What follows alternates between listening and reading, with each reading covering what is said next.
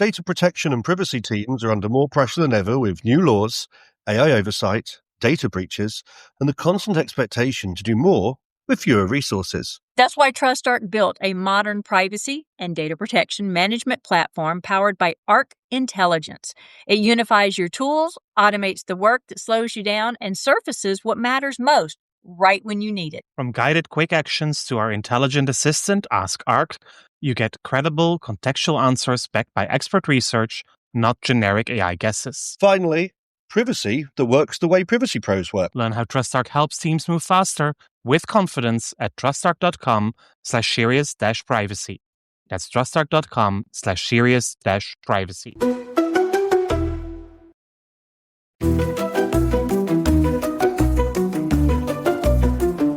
You're listening to Serious Privacy, powered by TrustArc. Here are your hosts, Paul Breitbart, Ralph O'Brien, and Dr. Kay Royal.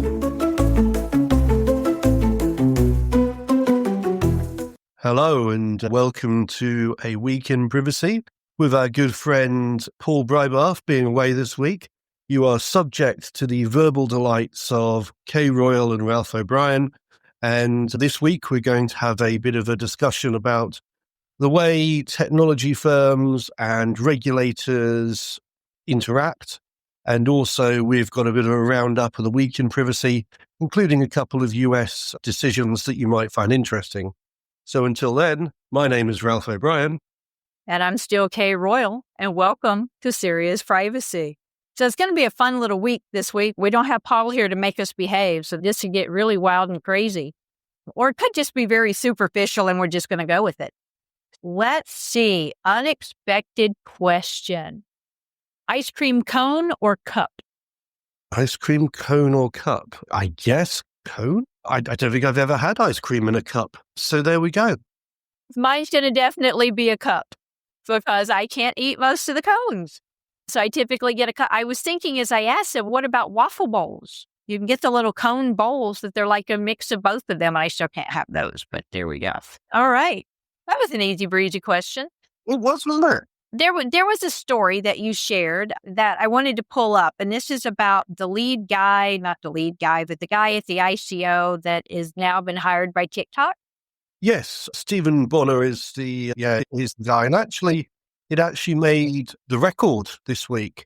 So TikTok currently appealing a $12.7 million fine from the ICO, has hired Stephen Bonner, who is fairly high up, deputy commissioner within the ICO. And obviously, Bonner's move was first reported by Politico and has been criticised, an example of a sort of a revolving door for public servants, moving from roles they held in business to roles in a regulator into regulated companies. Political scientists would call it regulatory capture, which is where regulators perhaps would prioritise the interests of the sector they're supervising. And this isn't the first time we've seen commissioners turn up in senior positions in private organizations. So this is by no means unique. So here's the question, I guess, arising out of this. Is there enough of a gap or enough of a safeguards between sort of business and government and the regulator? Okay, over to you. Yeah, is there enough? So what would we think here if maybe the head of the FTC, so I have to put it in U.S. terms for our U.S. listeners, if the head of the FTC commission got hired by Google or Facebook or Microsoft? Oh, wait, they have. Maybe.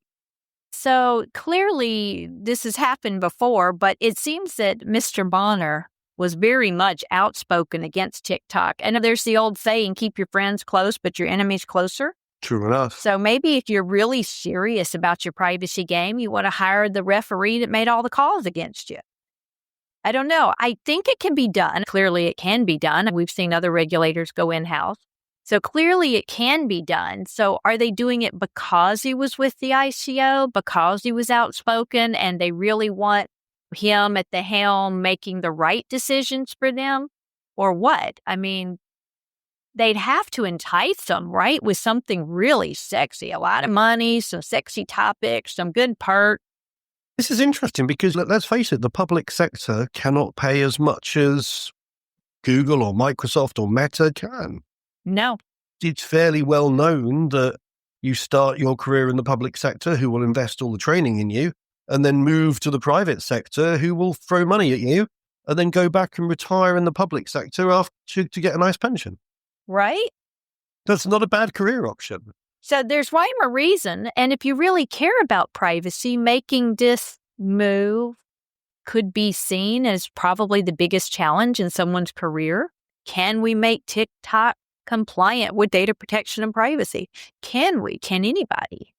Yeah, and I think sometimes I've got the luxury, being an external consultant and being fairly independent, of being able to perhaps throw criticism or shade at some of these organizations. But I often wonder how I'd feel if I was on the payroll, if I was an insider. And it is a luxury being external independent. And I guess that's what people pay us for, that our independence.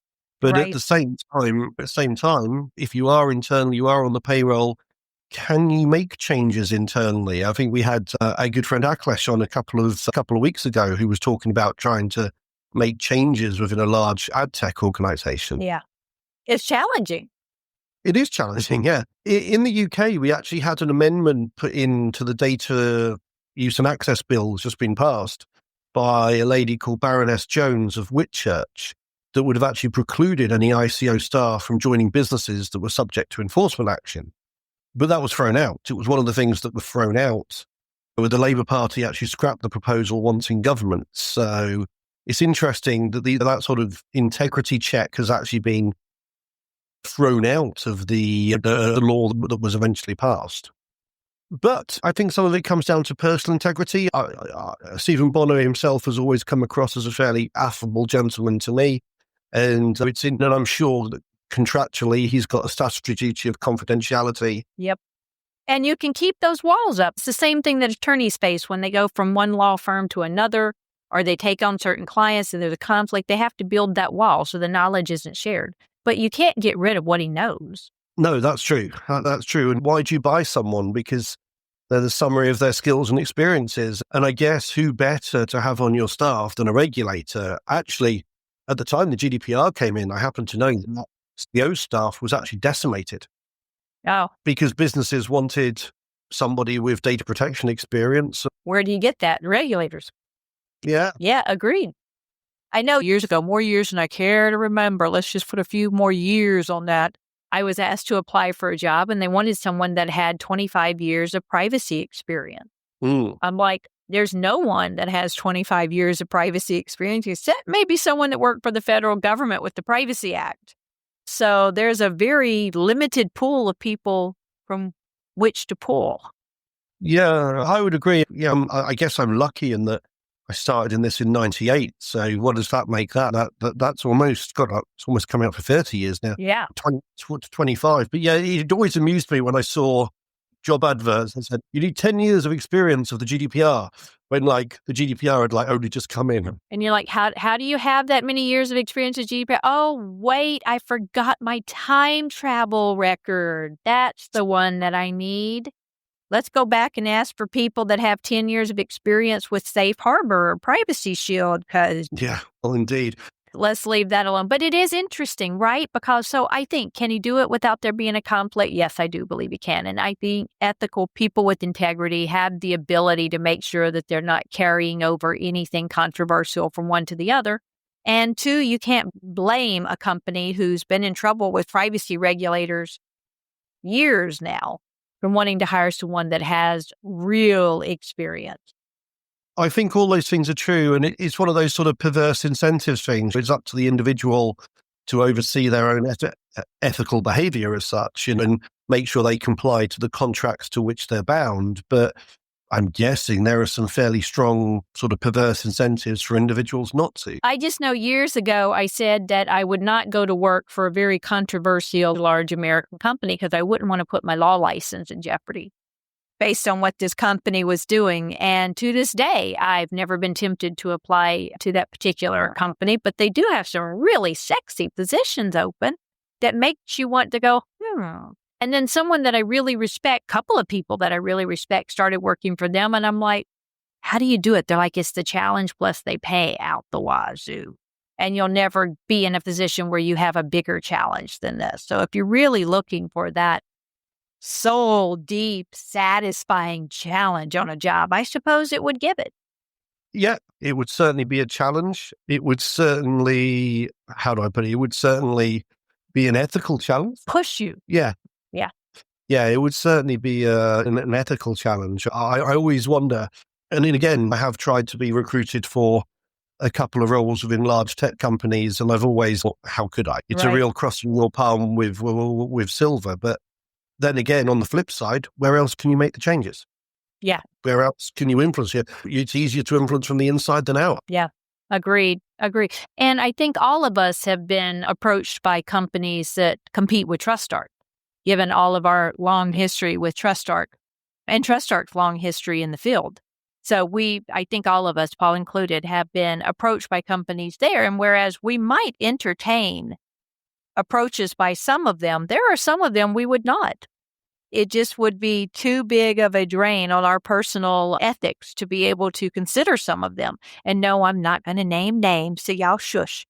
But let's talk about some other things, talking about naming names. So we haven't done a week in privacy in a while now, of just some updates to what's going on. And so before we move to some of the bigger news items that have come up, let's talk a little bit about, by the way, if you missed it, Tennessee and Tennessee's Information Protection Act, the TIPA, and the Minnesota Consumer Data Privacy Act, the MCDPA. I don't even think you can pronounce that one right. Anyway, alphabet soup over here went into effect. One went into effect July 1st. It was Tennessee. Minnesota goes into effect July 31st. So pay attention to those. And we'll give you, as always, we promise at the end of the year, a huge update on all the state laws and who does what and where can you mesh these out. No sense in us doing 15 of them during the year but if you haven't paid attention to that, go pay attention to that one. There was, there was a United States Supreme Court decision that came out. So this was a really cool story, and this is a Supreme Court decision that was petitioned out of Texas.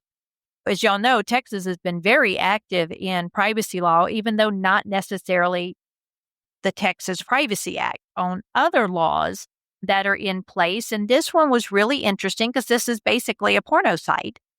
And they have a rule in Texas that if one third of your material online is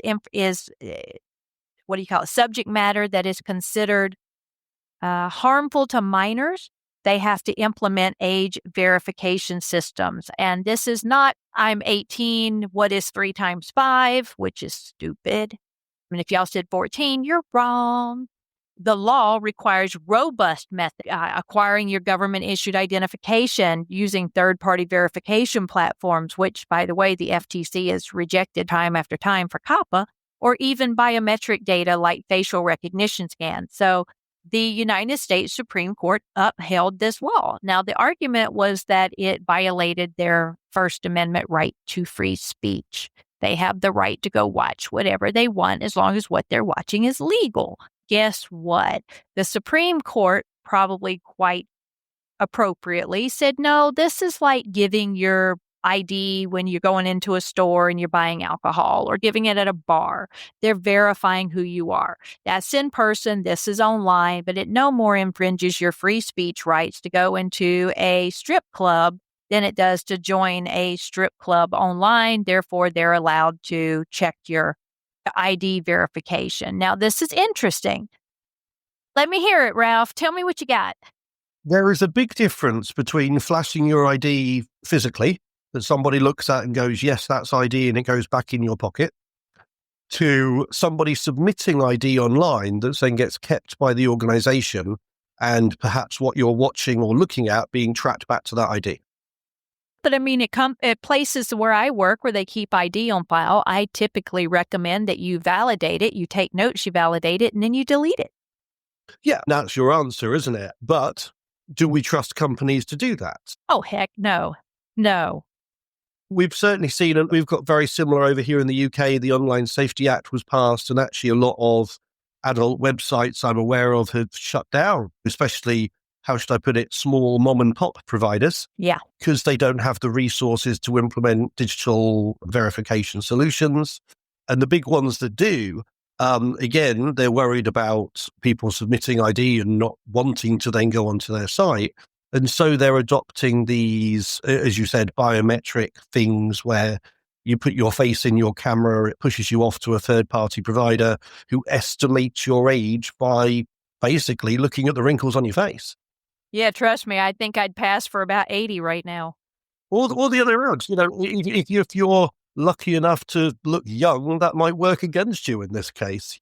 Oh, it did till I hit about 50. Then it all went away. But you are correct. This brings up a lot bigger comments. So the people that opposed this, I'm not sure if they turned in any papers on this or not, but because y'all do know that people that support a certain side or whatever can turn in papers to the courts as well to consider, and they might actually consider it. I actually had one that I turned in quoted in the final United States Supreme Court brief. Of course, it wasn't quoted by my name, but by the unit that I was working with as a student at the time. So that was sexy. But anyway, it says that this is green lighting censorship tools. You can do it for this. Can you do it for online gaming? Can you do it for political speech? Can you do it for reproductive health resources? As this is green lighting the ability to do this, is it going to have broader implications?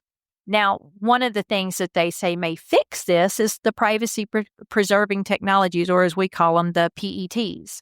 So is this something, anonymous age verification system through a third party that a company can subscribe to, get the age verified? They don't actually acquire the data. They just acquire the validation that the data was confirmed. So can it be? There are some companies, they say, have pulled out of states with age verification laws, like Pornhub. That sentence did not come correctly together. Companies like Pornhub have pulled out of states with age verification laws, which we know there's not that many of them right now. And it's because they can't comply. They're scared of the risk. So the companies that are saying, yes, give me all of these biometrics, give me these driver's licenses and passports, we want them. No, you really don't. You're an idiot. You don't want them.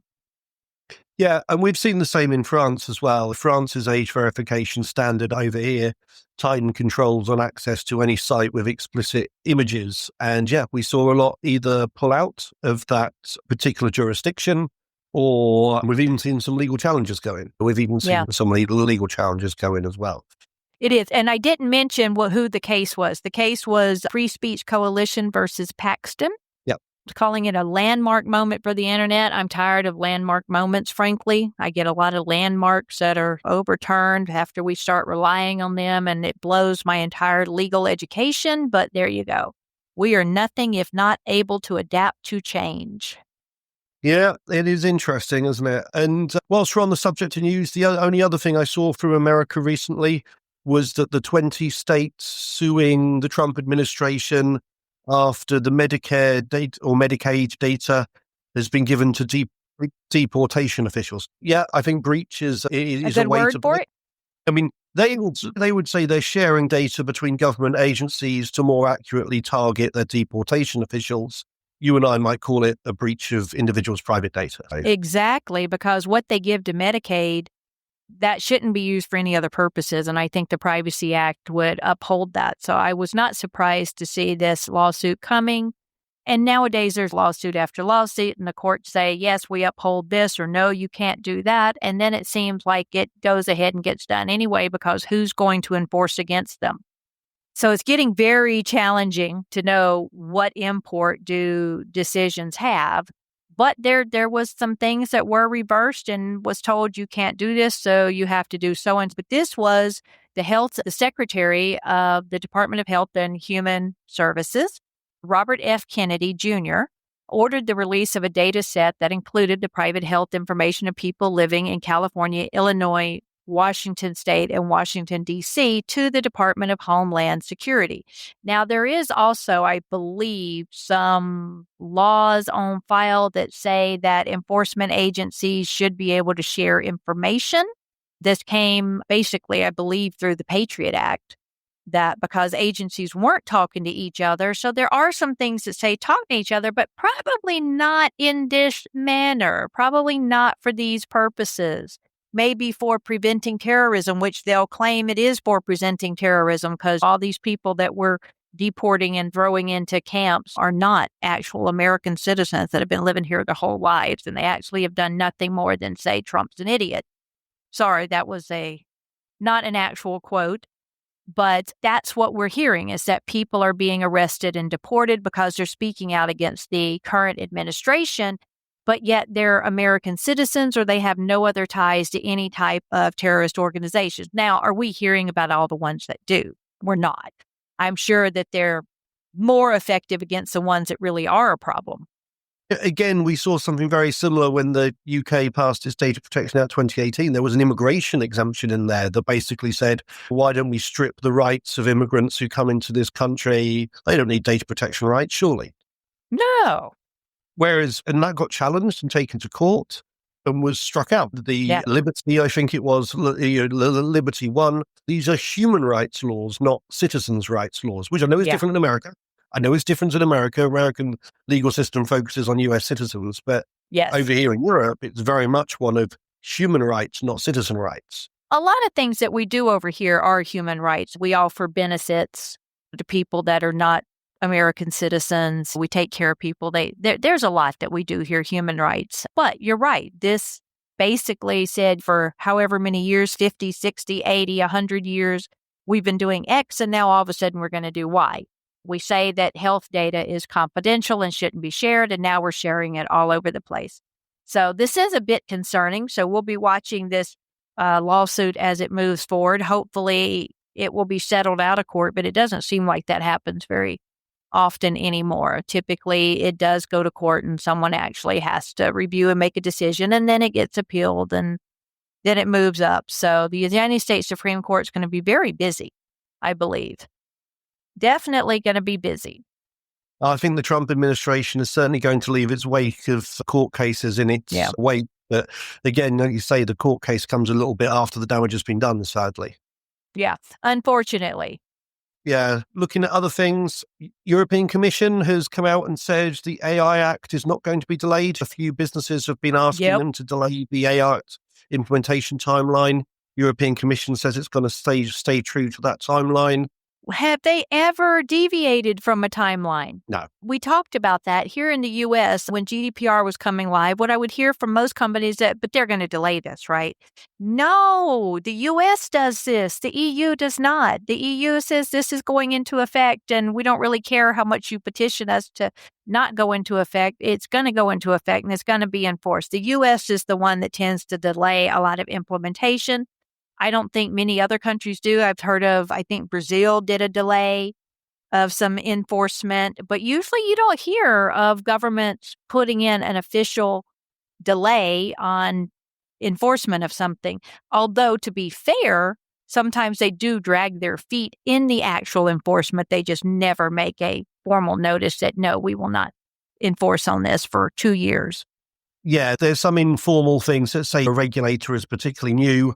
The regulator could come out and say, look, let's get our own policies and procedures up and running first, and then we'll think about enforcement once we're settled.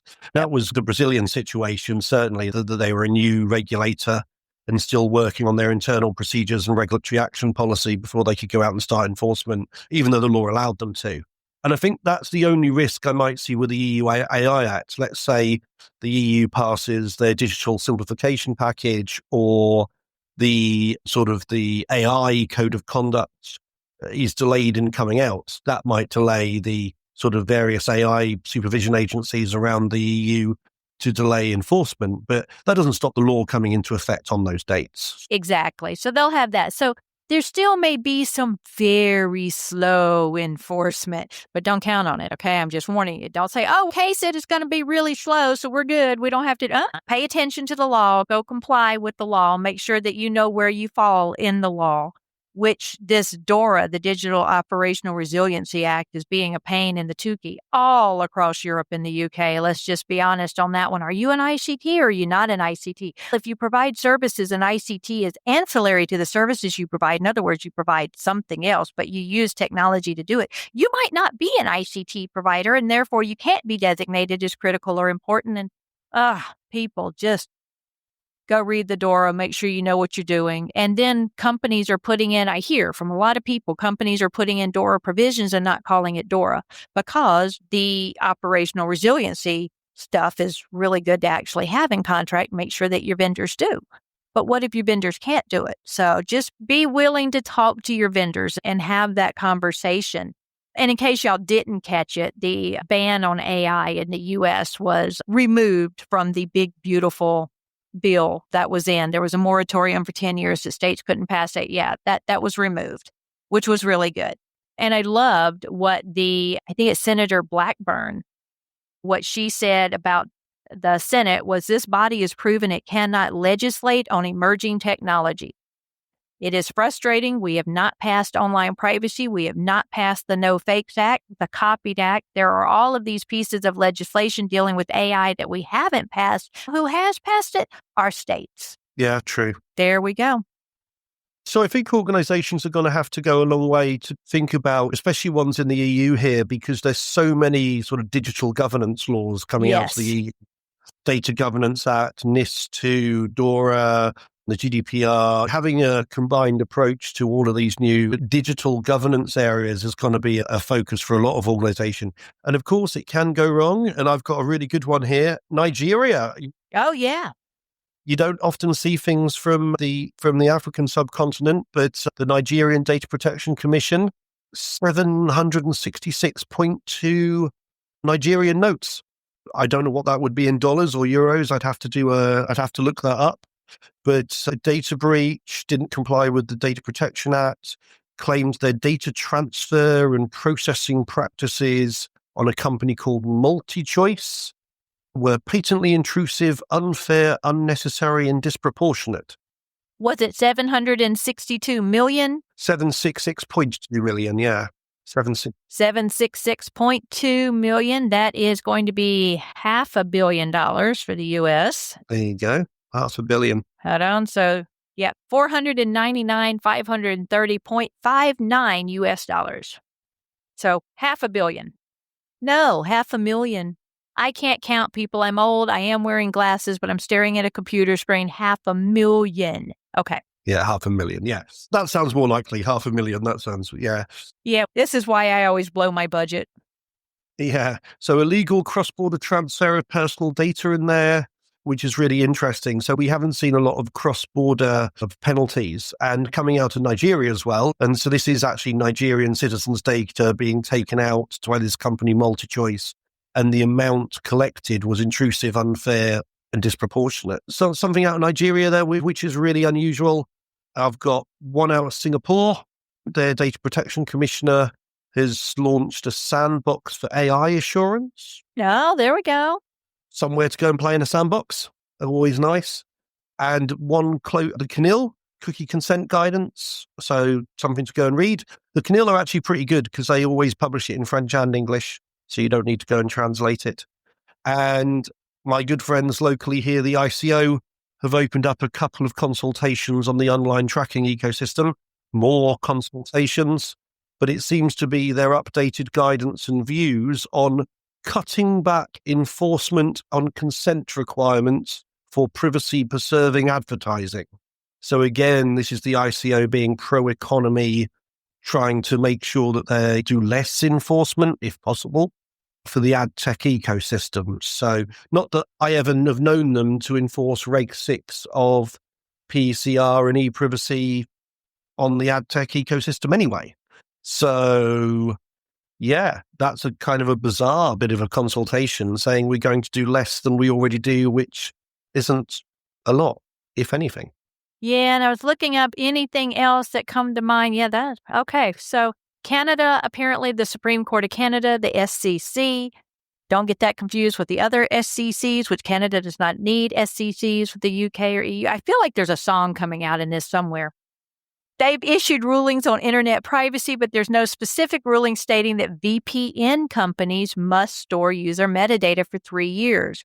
So the SEC affirmed Canadians have a reasonable expectation of privacy in their IP addresses, and law enforcement need a warrant or a court order to obtain them from ISPs or other online service providers. But there's a difference between ISPs and VPNs, and there are some significant VPN companies. The requirements on ISPs do not apply to VPNs, so now we're getting some of this crossover technology requirements protections for VPNs. So your VPN companies, in case you were worried about that, there you go. Let's see, anything else that really came out? I can't think of anything else, Ralph. There's been significant movement in privacy over the past couple of weeks, but anything that we really need to bring up and talk about, I think we've pretty much exhausted. In case y'all didn't mention it, last week was our 250th episode, and so we didn't really cover a week in privacy. We just had a half hour of partying online where y'all could listen in. It was basically what it was. But if you missed that, go catch it. It's actually pretty good.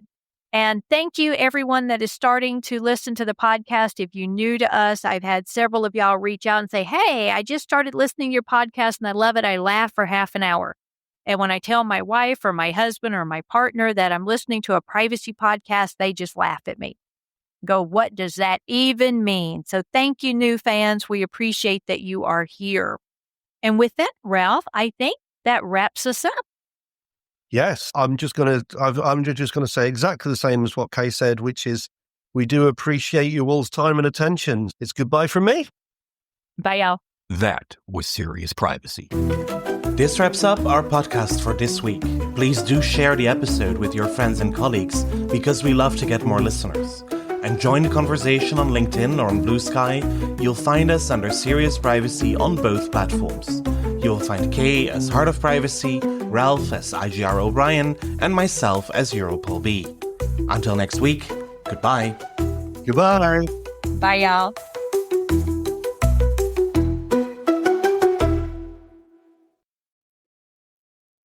If you're a data protection or privacy professional, you already know the pressure.